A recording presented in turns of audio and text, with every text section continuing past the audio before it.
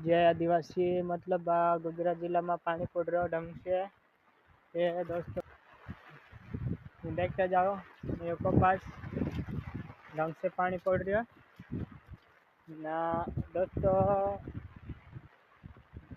भाग राखो तो वारिस जोगाम राखजो ना यो खुदरा ढंग से जाना मंडे टाइम ते ढासीन जाना मंडे अथा लबा सब भी पड़ रहा उल्डी मान ना सब दोस्तों आमता फगाटी जाना मंडे ने खेत भी पानी ढंग से ना मंडे। तो दोस्तों काई करन काई नहीं। जय जोहार जय आदिवासी। लाइक ना सब्सक्राइब कमेंट करते जाजो। यूँ पानी यहाँ भी देख पार खुद फगाटना है दोस्तों। ते अगला वीडियो में बना सुनवार।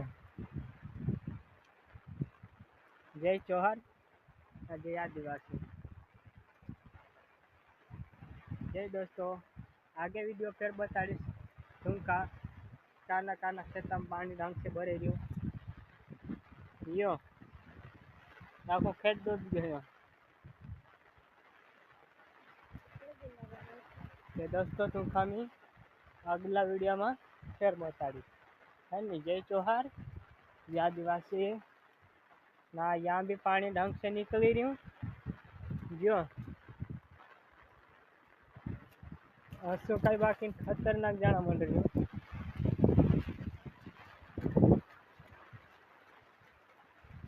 जय जोहार।